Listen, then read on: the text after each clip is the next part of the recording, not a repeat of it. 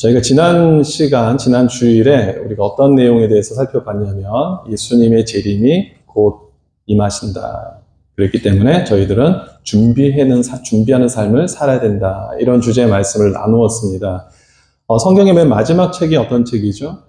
요한계시록이죠. 그리고 요한계시록의 제일 마지막 장을 보면은 예수님께서 이런 말씀을 하시는 내용들이 담겨져 있습니다. 22장 12절에 보니까 보라 내가 속히 오리다. 근데 속히 오리라는 말씀을 22장에서만 이 구절 외에도 두 번에 걸쳐서 더 반복해서 예수님의 재림을 말씀하고 계십니다. 게다가 속히 오시겠다라고 그렇게 말씀을 하세요. 그러면 우리가 이런 질문을 할 수가 있지 않습니까? 성경에 분명히 예수님의 재림이 확실히 임하신다고 말씀하셨고 게다가 속히 오신다는 말씀을 그렇게 반복해서 말씀하셨는데 벌써 이 말씀을 주신 지가 얼마나 지났습니까? 2000년의 시간이 훌쩍 넘어가 버렸습니다. 주님 속히 오신다 그랬는데 왜 속히 오지 않으실지 하는 그런 질문이 생길 수 있죠. 여기에 대해서 사도 베드로가 베드로후서 3장 8절과 9절에서 우리에게 말씀해 주시는 내용이 있습니다. 같이 한번 읽어볼게요. 8절과 9절 시작. 사랑하는 자들아 주께는 하루가 1000년 같고 1000년이 하루 같다는 이 한 가지를 잊지 말라. 주의 약속은 어떤 이들이 더디다고 생각하는 것 같이 더딘 것이 아니라 오직 주께서는 너희를 대하여 오래 참으사 아무도 멸망하지 아니하고 다 회개하기에 이르기를 원하십니다. 아멘. 예수님께서 왜 더디 오십니까? 아무도 멸망하지 아니하고 다 회개하기를 원하신다라고 말씀하고 있습니다. 그럼 예수님의 마음을 우리가 이제 알았다면 우리 성도들은 어떤 삶을 사는 것이 마땅할까요? 여기에 대해서 예수님께서 또한 친히 우리에게 답을 주신 내용이 오늘 본문의 말씀입니다. 오늘 본문의 말씀은 예수님께서 죽으시고 부활하시고 그리고 하늘에 오르시기 전에 승천하시기 바로 직전에 남기신 마지막 유언과도 같은 말씀입니다. 그러니까 유언이라는 것은 얼마나 참 가장 중요한 말씀을 남기는 것입니까? 그렇죠? 우리가 보통 유언을 남긴다 할 때는 가장 중요한 것을 정말 간추려서 남기는 게 유언 아닙니까? 예수님께서 유언과도 같은 말씀을 남기셨는데 뭐라고 말씀하시는지 우리 19절과 20절의 말씀을 다시 한번 보면 여기에 총 4개의 단어를 좀 주목할 필요가 있습니다. 동사로 좀 쓰여진 4개의 단어를 좀 살펴보면은 첫 번째 가서라는 단어가 있습니다. 두 번째는 세례를 베풀고라는 말이 있습니다. 그 전에 모든 민족으로 제자로 삼으라는 말씀이 있었고, 그 다음 19절의 마지막으로, 20절, 이제 20절로 넘어가서 가르쳐 지키게 하라라는 4가지 그런 동사 표현이 있습니다. 우리 한국어로 보면은 이렇게 4가지 다양한 동사로 구성이 되어 있는 문장이지만, 사실 헬라 원어로 보면은 하나의 실질적인 명령형 동사의 나머지 3개는 분사격으로 해서 그 단어를 좀 보조하고 수식하는 그런 단어로 쓰여져 있습니다. 그러면 여기서 가장 중요한 명령형 동사는 무엇일까를 한번 맞춰보십시오. 우리 주관식으로 드리면 좀 힘드시니까 우리 대한민국 국민 6천만 대한민국 국민들이 다 좋아하시는 사지선다형으로 제가 한번 여쭤보겠습니다. 1번 가라. 2번 19절 보여주실래요? 1번 가라, 2번 제자로 삼아라, 3번 세례를 베풀라, 4번 가르쳐 지키게 하라. 몇 번일까요? 자, 번호로 얘기해 주세요, 번호. 자, 1번 한번 손 들어보십시오. 1번. 예. 괜찮으시겠어요? 장로님 혼자 손 드셨는데. 네, 괜찮으시겠어요? 예. 자, 2번, 최고영 집사님, 오늘 대표 기도까지 하시고 괜찮으시겠어요? 정말. 3번. 아니, 이거는 뭐 틀려도 상관없습니다. 이게, 원어로 이제 우리가 이제 보는 것을 이제 한번 제가 말씀드리는 거니까 그냥 편안하게 3번. 유 집사님 혼자 아내가 드는데 남편이 용감하게 들지 않고 눈물을 흘리고 계세요. 네. 유동훈 집사님은 아내 따라서 안 가시겠습니까? 아니요. 네, 할렐루야. 네. 자, 마지막 4번. 제일 많으세요. 네. 정답은 4번이 아니라 2번입니다. 제자로 삼으라. 제자로 삼으라.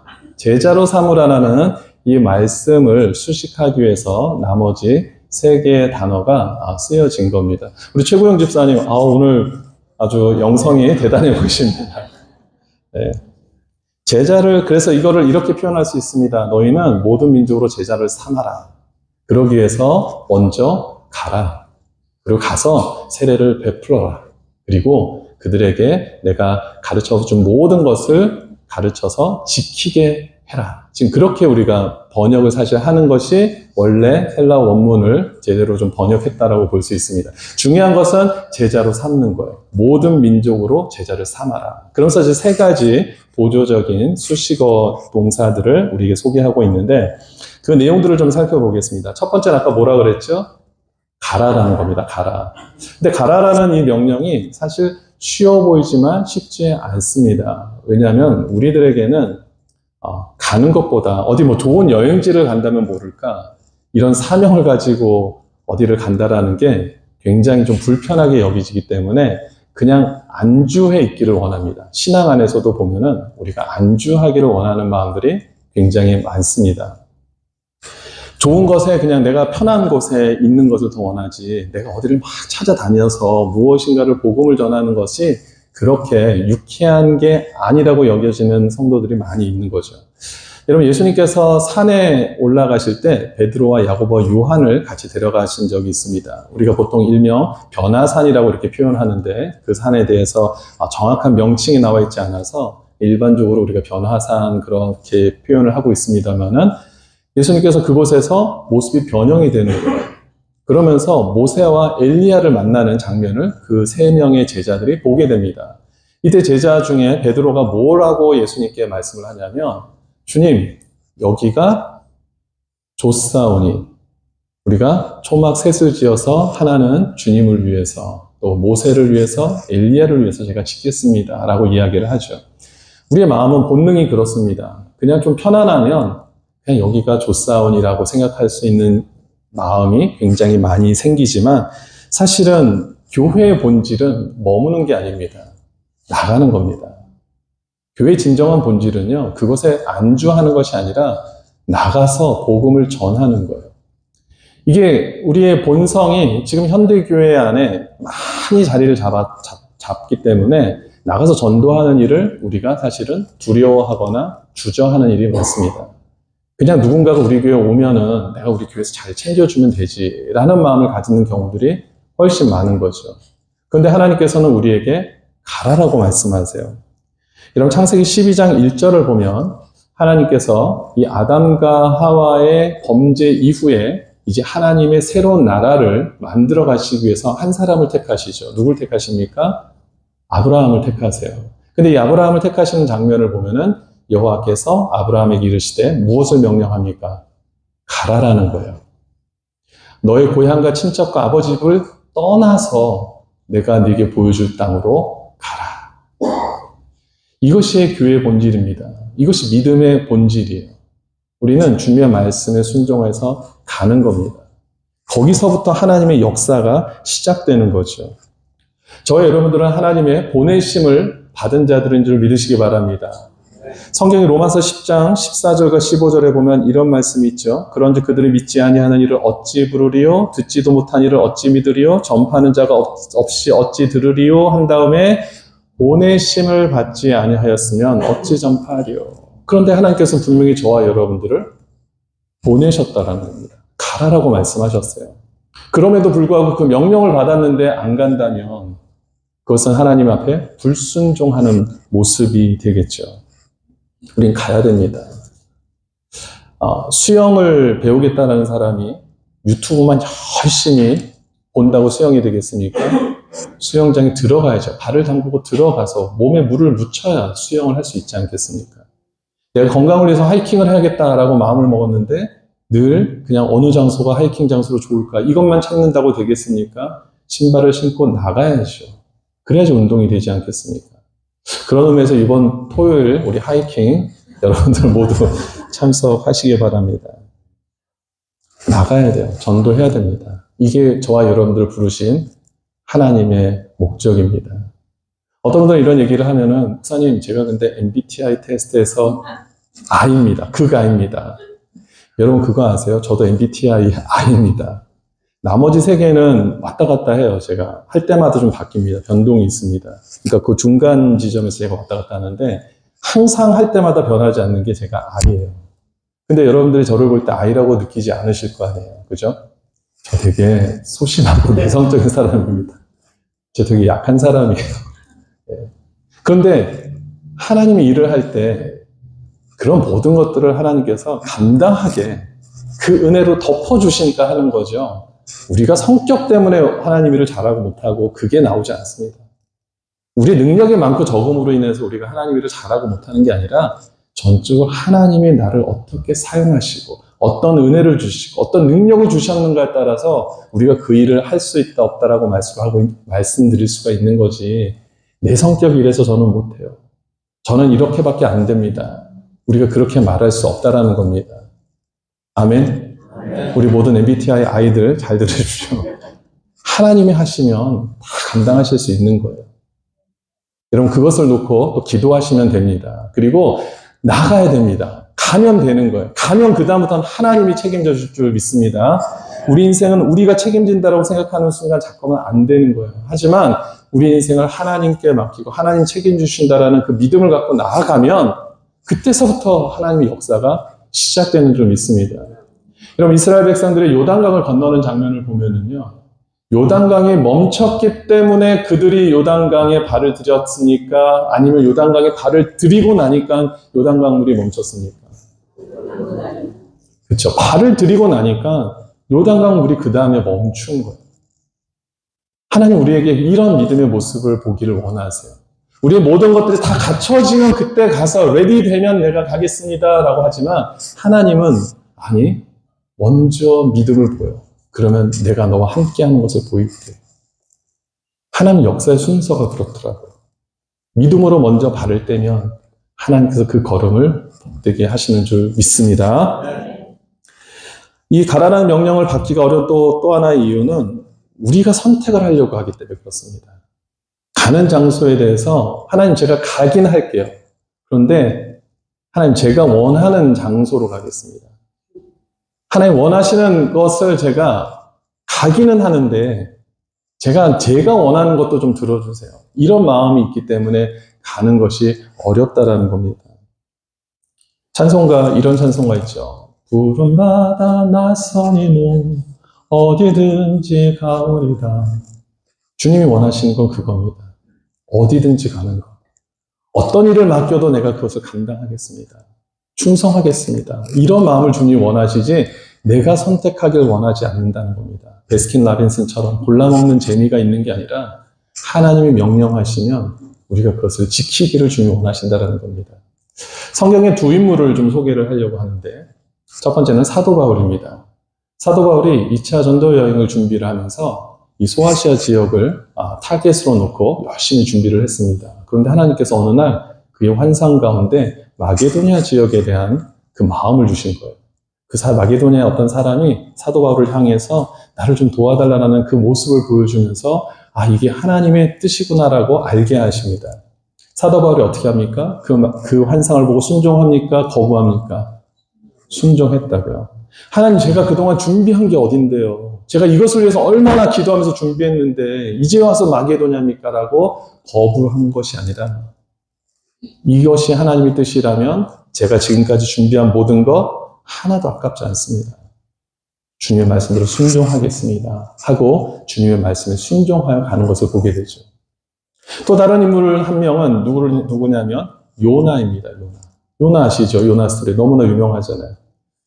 하나님께서 어느 날 요나에게 너 니느웨로 가서 그들에게 회개를 선포해야 돼 라고 명령을 하세요. 요나가 어떻게 합니까? 저는 그곳은 가기 싫습니다. 다른 곳이면 모르는데 저 니느웨는 안 갑니다. 라고 하면서 어디로 주랭랑을 치죠? 다시스라는 곳으로 주랭랑을 쳐버립니다. 어떻게 되죠? 결국은 요나의 뜻대로 되지 않고 결국은 하나님의 그 놀라운 섭리 가운데 요나가 하나님 말씀에 복종하게 하나님 만드시는 것을 보게 되죠. 우리가 자꾸 무엇인가를 정하려고 해요. 내가 이거를 좀 해야겠다. 아니요. 하나님은 너의 그 모든 것들을 내려놔라라고 말씀하시는 겁니다. 부름받아 나선 이 몸 어디든지 가오리다. 이 고백을 주님이 듣기를 원하십니다. 그래서 우리는 주님이 원하시는 곳으로 가야 되는 줄 믿습니다. 자, 모든 민족으로 제자 삼는 두 번째 방법, 아버지와 아들과 성령의 이름으로 세례를 베풀라는 겁니다. 첫 번째는 가라는 것이었고, 두 번째는 가서 세례를 베풀라. 여러분, 세례가 무엇입니까? 세례를 왜 베풀어야 되죠? 세례는 굉장한 영적인 의미를 가지고 있기 때문에 그렇습니다. 그걸 통해서 우리 성도들이 내 정체성이 이거구나 확신을 갖고 살아갈 수 있게 하기 위해서 세례를 베풀라고 말씀하고 있습니다. 성경에 보면 세례에 대한 많은 성경 구절들이 있습니다. 그런데 오늘 제가 여러분들에게 소개하고 싶은 성경 구절 하나가 있는데 고린도전서 10장 1절과 2절의 말씀입니다. 자, 이 구절을 같이 한번 1절과 2절 연이어서 읽어보겠습니다. 시작. 형제들아, 우리 조상들이 다 아래 있고 다 가운데로 지나며 모세에게 속하여 다 물과 바다에서 세례를 받고. 자, 여기 뭐라고 얘기를 하고 있냐면 1절에 보니까 우리 조상들이 다 구름 아래에 있고 바다 가운데로 지나며 모세에게 속하여 다 구름과 바다에서 무엇을 받습니까? 세례를 받았대요. 여러분, 이상하지 않습니까? 세례는 언제부터 시작이 됐죠? 저 이런 분위기 너무 좋습니다. 이렇게 잠시 생각하는 분위기, 세례 요한 때부터 시작이 됐잖아요. 그렇죠? 신약 성경에 들어가서 비로소 그 세례가 시작된 것을 우리가 소개받고 있는데, 구약에는 할례였지 않습니까? 그렇죠? 근데 지금 왜 모세와 그의 조상들, 그러니까 출애굽한 이스라엘 백성들을 얘기를 하는 거예요. 출애굽한 이스라엘 백성들이 어떻게 세례를 받았습니까? 홍해를 건너가는 그 모습을 가리켜서 지금 사도 바울이 이것이 세례였다라고 이야기를 하는 거죠. 자, 무슨 의미가 있을까요? 홍해를 건넜다는 걸 통해서 사도 바울이 지금 무엇을 강조하길 원하는 거냐면, 이전에 모든 구속, 애굽의 종노릇 했던 그 신분에서 이 홍해를 건너감으로 인해서 이제는 하나님 나라의 백성으로 신분의 전환이 되었다는 것을 알려주는 것이죠. 어떤 세례의 어떤 형식의 어떤 중요성을 이야기하는 게 아니라 그걸 통해서 무엇을 얘기를 하냐면 세례라는 것이 무엇인가 봐. 예전의 그런 악습, 구습을 벗어나서 이제 새로운 삶을 살아가는 것. 그것이 바로 세례의 의미라는 것을 사도 바울이 정의를 내려주는 겁니다. 신분의 변화. 그 정체성의 변화가 있었다는 것을 깨닫게 해주는 것이 세례다라고 말씀하는 거죠. 갈라디아서 3장 27절에 보면 사도 바울이 누구든지 그리스도와 합하기 위하여 세례를 받은 자는 어떤 사람이라고 말합니까? 그리스도로 옷 입었다라고 표현하고 있습니다. 그러니까 완전히 새로운 사람이 됐다라는 겁니다.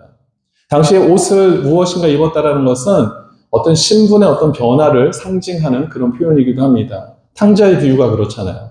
집 나갔던 탕자가 돌아왔어요. 아버지가 무엇부터 합니까? 신발 갈아 신기죠. 옷 갈아입히죠. 가락지 다시 끼워주죠. 이걸 통해서 다시 한번 이 아이는 내 아이다. 내 자녀다라는 것을, 그 신분을, 정체성을 알려주는 그 의미로 옷을 바꿔주는 겁니다.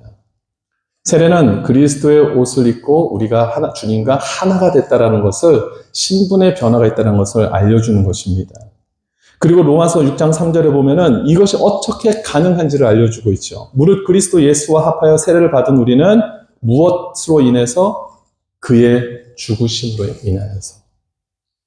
죽으심과 합하여서 세례를 받았다라고 얘기를 하고 있습니다. 우리가 그리스도와 하나 될 수 있었던 이유는 그리스도 예수께서 십자가 피 흘려 달려 돌아가심으로, 구속되심으로 인하여 우리가 그리스도와 하나가 될 수 있다. 그것을 우리는 세례를 통하여서 확인하는 것이다라고 성경이 우리에게 말씀하고 있습니다. 그래서 세례를 베풀라는 것입니다. 이미 가운데 대부분이 저는 세례를 받은 것으로 알고 있는데, 바로 이 세례를 통해서 여러분들은 신분의 전환이 있었다는 것을 늘 기억하셔야 돼요. 여러분의 정체성이 무엇인지를 다시 한번 기억하셔야 됩니다. 한번 따라해 보겠습니다. 나는 그리스도와 연합한 자입니다. 이것을 늘 고백할 수 있게 되기를 바랍니다. 세 번째, 모든 민족으로 제자 삼는 방법. 세 번째는 분부한 모든 것을 가르쳐 지킴으로 인하여 가능하게 된다라고 오늘 본문이 말씀하고 있죠. 여러분, 우리가 무엇인가를 가르친다라고 했을 때 웬만한 사회적으로 봤을 때는 그것이 지식으로 남는 경우가 많습니다. 그래서 성경을 우리가 배운다, 하나님 말씀을 배운다라고 할 때도 자칫 내가 지식을 좀 더 쌓으면 되겠구나라고 생각하는 경우가 많지만 성경은 지금 우리에게 뭘 말씀하고 있습니까?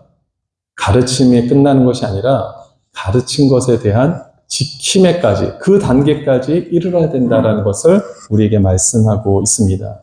그러기 위해서는 지속적인 배움과 가르침이 필요하다는 것을 우리에게 말씀하는 거죠. 여러분, 신약 성경을 보면은 서신서의 비중이 반이 넘습니다. 거기에는 사도 바울이 쓴 것도 있고, 베드로가 쓴 것도 있고, 야고보가 쓴 것도 있고, 잘 알지 못하는 또 저자가 히브리서 같은 경우는 좀 의견이 분분하지만 이런 경우가 있습니다. 그러니까 사도들이 쓴 편지를 서신서라고 이야기를 하잖아요. 그게 반이 넘어요. 그럼 서신서가 왜 쓰여졌을까요? 이미 세워진 교회, 이미 그 믿음을 가진 성도들에게 후속적으로 계속해서 그들을 가르치고 권면하고 성도는 이렇게 살아야 돼라는 것을 알려주기 위해서 쓴 내용들이 바로 서신서라는 겁니다. 그러니까 믿음은 한번 우리가 가졌으니까 더 이상 나는 배움이 필요 없어. 이럴 수가 없다라는 겁니다. 이것은 굉장한 영적인 교만이라는 것이죠. 우리는 언제든지 배워야 되고, 그리고 배운 것이 우리 삶의 실제가 될 때까지, 언제까지 배워야 됩니까? 그 배운 모든 내용들이 내 삶의 실제가 돼서 나타날 때까지 계속해서 우리는 그것을 반복하면서 깨달을 수 있어야 된다는 겁니다. 우리 교회가 제자훈련을 시작하고 벌써 올해 2기째를 맞이했습니다. 이제 3월부터 시작했는데, 이제 작년 1기 때도 마찬가지였는데, 제자훈련을 좀 모집하면은 많은 분들이 그런 얘기를 하셨어요. 목사님, 저 이미 다른 교회 있을 때 다 훈련 받았습니다. 이거보다도 더한 훈련도 받았습니다. 알아요, 제가. 예. 누가 안 했대요. 예. 여러분, 우리가 제자훈련이라는 게 어떤 것을 받으면 그걸로 인해서 뭐 우리가 디플로마 따는 그런 게 아니라, 서티피케이트를 받는 게 아니라, 우리 제자훈련을 통해서 계속해서 우리를 점검하는 시간입니다. 그래서 우리 제자훈련, 우리 일기하신 분들, 우리 말씀을 들어보면은 정말 힘들게 결정했는데 그래도 제자훈련을 통해서 내 자신의 신앙을 다시 한번 점검하게 되고 다시 내 신앙을 정립할 수 있어서 좋았다라는 피드백을 지금 많이 하고 계시죠. 그래서 사역반으로 또 넘어가셔서 지금 하고 계시고. 바로 이겁니다. 제자훈련은 어떤 우리의 지식을 쌓고 그것을 검증하는 것을 이게 그냥 우리 머릿속에 남아있는지를 검증하는 것이 아니라 내 삶을 통해서 나타내는 겁니다. 내 삶을 통해서. 그러니까 우리는 꾸준히 해야 된다는 겁니다. 계속해서 해야 된다는 겁니다. 뭐 이런 우리 교회가 하는 어떤 프로그램을 꼭 해야 된다는 것이 아니라 우리는 늘 하나님의 말씀 앞에 나아가야 된다는 거예요. 그 가르침을 우리가 받아야 된다는 것을 우리가 기억할 수 있게 되기를 바랍니다. 자, 이상과 같이 우리가 제자로 삼는 방법, 예수님께서 가르쳐 주신 세 가지 내용 우리가 좀 살펴봤죠. 첫 번째 뭐였습니까? 가는 겁니다. 두 번째는 세례를 베풀고, 세 번째는 분부한 모든 것을 가르쳐 지키게 하는 것입니다. 그러면 이제 정말 중요한 내용을 이제부터 좀 말씀을 드릴게요. 이제부터 정말 오늘 핵심 내용입니다. 자, 여기를 잘 주목해 보십시오. 여러분들에게 한 가지 여쭤볼게요. 여러분들은 크리스찬이십니까? 그리스도인이십니까?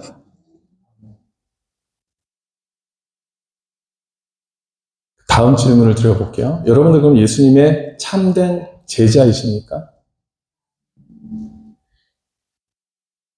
대답하는 분들만 계속. 예. 보통 우리가 그리스도인입니까? 크리스찬입니까? 라고 여쭤보면은, 저 크리스찬입니다. 그리스도인입니다. 대답하는 거는 참 쉽습니다. 더 쉬운 건 뭐냐면, 당신 종교 기독교예요? 라고 물어보면 정말 쉽게 대답할 수 있어요. 근데 그 다음 단계인 그리스도인입니까? 크리스찬입니까? 그러면 약간 이제 거기서 좀 나뉘어집니다. 근데 당신 정말 예수님의 제자입니까? 라고 물어보면은 더 대답을 못하는 경우가 많습니다. 그거는 그리스도인과 제자의 개념을 너무 분리해서 생각해서 그런 건데, 사실 성경이 말하는 우리 예수 그리스도를 믿는 자들은요, 다 제자입니다.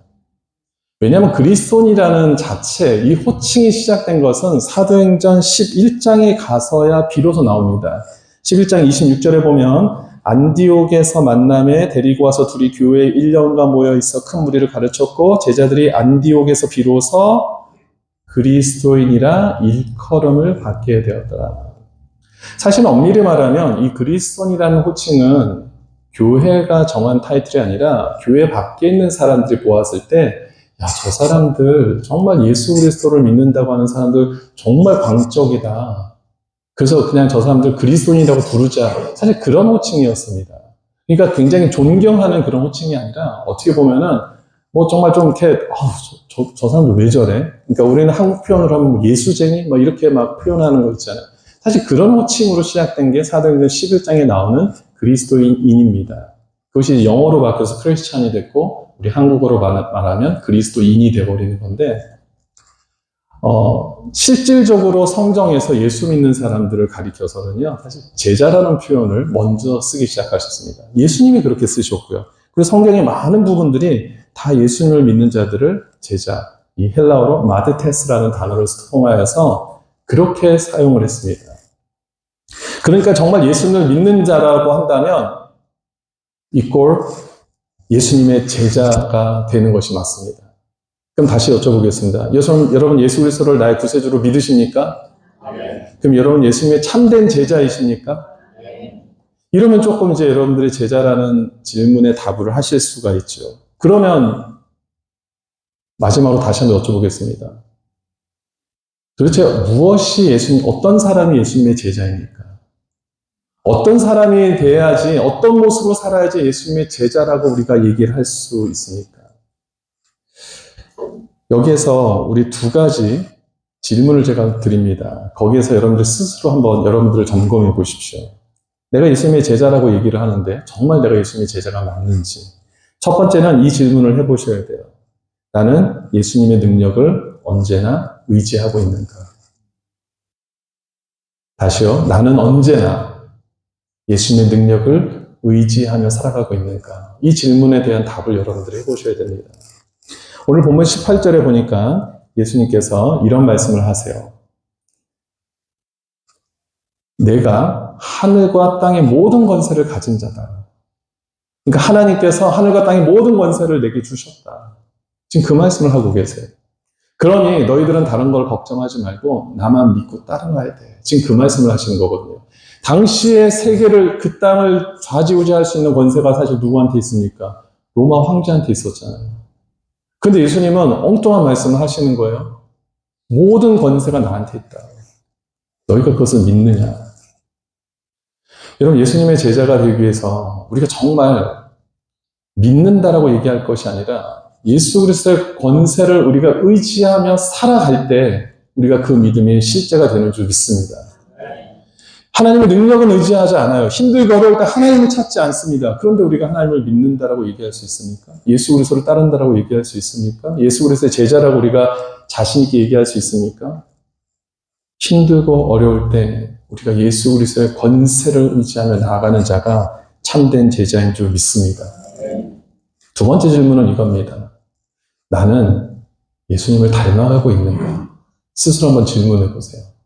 나는 예수님을 닮아가고 있는가? 여러분, 제자라는 호칭이 있다는 것은 또 어떤 존재가 있다는 것을 의미하죠? 스승님이 있다는 겁니다. 제자라는 호칭이 나오려면 스승이라는 그 존재가 있어야 돼요. 예수님의 제자라는 이야기를 한다는 것은 제자의 스승인 예수님이 있기 때문에 가능한 얘기가 되는 것이죠. 근데 스승이라는 것은 뭐냐면 제자들이 본받을 만한 대상이죠. 따르는 대상이죠. 닮아가야 되는 대상입니다. 그런데 스승을 닮지 않아요. 근데 나는 제자다. 그분의 제자다. 이게 말이 됩니까? 그럴 수가 없잖아요. 제가 오늘 제자에 대한 말씀, 이 주제 말씀을 준비하면서 우리 성도님들 가운데 가장 떠올랐던 인물이 한 분 있었어요. 제가 그분께 사전에 양해를 구하고 제가 오늘 집사님에 대한 이야기를 좀 해도 될까요? 했더니 허락을 하셨어요.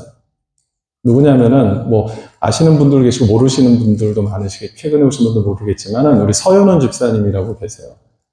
이분이 판소리를 하시는 분이십니다.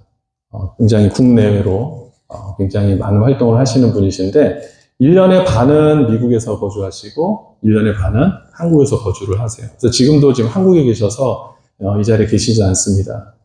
그래서 제가 한국어로 막 카톡을 한 거예요. 제가, 집사님, 제가 오늘 설교 때 집사님 얘기를 좀 해야 되는데 괜찮겠냐고. 그래서 양해 각서를 제가 받고 말씀드립니다. 근데 그분이 왜 한국에서 이렇게 오랫동안 머무시냐면, 물론 행사도 주관해야 되고 공연도 하셔야 되지만, 가장 중요한 것은 스승님이 계시거든요.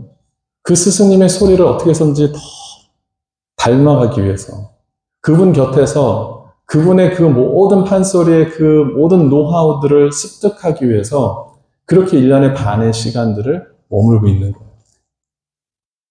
여러분, 제자는 바로 그런 겁니다. 스승을 닮기 위해서 모든 것들을 다 내려놓을 수 있는 거예요. 그리고 스승을 닮기 위해서 정말 자신의 최선을 다하는 삶, 그런 삶을 사는 자들을 가리켜서 그분의 제자라고 이야기할 수 있는 거죠. 이것을 사실 우리 신앙으로 접목했을 때 우리가 정말 예수님을 저와 여러분들이 따르는데 얼마나 여러분들이 힘쓰고 애쓰고 계십니까? 여러분들의 모습을 보면서 주위에 있는 많은 사람들이 어머 집사님, 권사님, 장로님 정말 예수님 닮아가고 있는 것 같아요 라는 이야기를 평생에 만약에 한 번도 못 들어보셨다면 여러분 다시 한번 여러분의 자신을 좀 점검하셔야 돼요. 내 모습 속에서 예수 그리스도가 나타나지 않는다.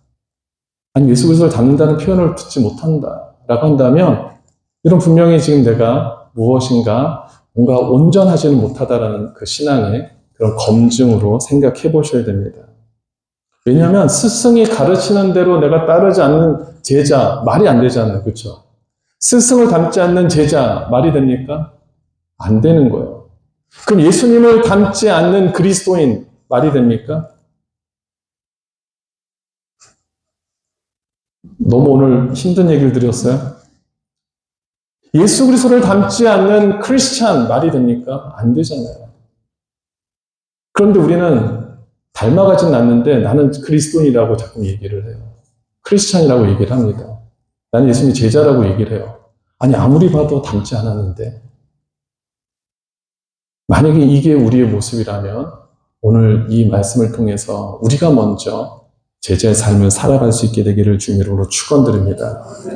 주님이 말씀하세요. 말씀대로 살아가는 자가, 내 명령대로 순종하는 자가 제자라는 겁니다. 요한복음 13장 35절에 너희가 서로 사랑하면 이로써 모든 사람이 너희가 내 제자인 줄 알리라. 다른 게 아니야. 성경 퀴즈 시험 봐서 100점 맞으면 제자고 70점 미만이면 아니고 이게 아니라 내가 말한 대로 지켜 행하면 제자라고 말씀하고 있는 겁니다. 요한복음 15장 8절도 마찬가지죠. 너희가 열매를 많이 맺으면 내 아버지께서 영광을 받으실 것이요 너희는 내 제자가 되리라. 제자가 되는 것은 다른 데 있지 않다. 열매를 많이 맺으면 내 삶 속에서 정말 성령의 열매가 많이 나타나면 예수 그리스도를 닮아가는 모습이 많이 나타나면 그게 제자예요. 다른 거 아니야. 라고 주님이 지금 말씀하고 계시는 거죠. 그러니까 우리의 모습이 변화되는 것, 트랜스포밍 되는 것, 예수님처럼 되어가는 그 삶을 가리켜서 우리는 제자다. 그리스도인이다, 크리스찬이다라고 얘기할 수 있는 겁니다. 이제 말씀을 정리를 하겠습니다. 여러분 이렇게 예수님을 따라가면 복음을 전하라는 그 명령에 우리가 의무감으로 하지 않고요. 자원하는 마음으로 할 수밖에 없습니다. 왜냐하면 복음을 전하는 게 하나님의 뜻이잖아요. 이미 봤잖아요. 우리가 말씀을 통해서 이게 하나님의 뜻이구나. 그러면 우리가 예수님의 제자라면 예수님의 그 마음을 우리도 닮아가지 않겠습니까? 그러니까 복음을 전하는 일이 어려운 일이 되는 게 아니라 내 삶 속에서 너무나 이것이 막 잘 나타나야 되는 한 영혼을 보면서 정말 긍휼히 여기고 불쌍히 여기면서 복음을 전하겠다는 마음이 생기는 것이 너무나 자연스러워져야 된다는 것입니다. 여러분 성경 안에서 믿지 않는 자를 어떻게 표현하고 있냐면 누가복음 19장 10절에 보니까 예수님이 이렇게 표현을 하셨어요. 인자가 온 것은 누구를 찾아 구원하려 함이니라 잃어버린 자를 찾아. 그러니까 믿지 않는 자를 예수님이 지금 잃어버린 자라고 표현하고 있습니다. 여러분, 어떤 건 여러분 귀중한 것을 잃어버렸을 때 얼마나 애타게 찾습니까? 그리고 그것을 찾았을 때 얼마나 기쁘세요? 지금 예수님이 믿지 않는 자들을 가리켜서 잃어버린 자라고 얘기를 하면서 정말 이 사람들을 내가 찾기 위해서 이 땅에 왔다라고 말씀하시는 겁니다. 근데 우리가 정말 예수님의 제자라면, 예수님의 이 마음을 닮았다면 우리 눈에도 다른 것을 보는 것이 아니라 정말 믿지 않는 자들을 내가 어떻게 하면 예수 그리스도 앞으로 인도할 수 있을까? 이거에 대한 생각이 당연히 나타나지 않겠습니까? 아니, 좋은 말로 당연히 나타나지 않으시겠어요? 이렇게 하면 대답하실래요? 네. 이런 예수 그리스도의 제자라고 우리가 한다면 정말 그것이 너무 당연한 거 아닙니까?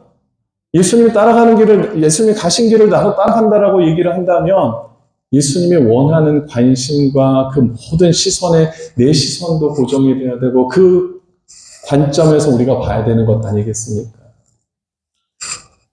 사랑하는 우리 더블레싱 교회 모든 성도님들이 예수님 닮아가는 제자 되기를 주님 이름으로 축원드립니다. 그러면 정말 우리가 제자라면 복음을 전하는 일에 우리가 마음을 쏟을 수밖에 없습니다. 혹시 여러분 가운데 내가 이 부분이 지금 부족하다, 여전히 부족하다. 나름대로 나는 예수님을 따랐다고 생각하는데 아직 예수님을 닮아가는 그런 부분이 너무나 부족하다. 여러분 괜찮습니다. 오늘 이 시간으로 정말 더 예수님을 닮아갈 수 있게 되기를 기도하시고 힘쓰시기 바랍니다. 그리고 한 영혼을 볼 때마다 주님께서 원하시는, 찾으시는 그 잃어버린 양이 바로 저 사람입니다. 내가 저를 위해서 기도해야겠다. 그리고 저들에게 복음을 전하겠다는 마음을 가지고 다가서면 가면 주님께서 능력과 은혜를 베푸시는 줄 믿습니다. 아멘.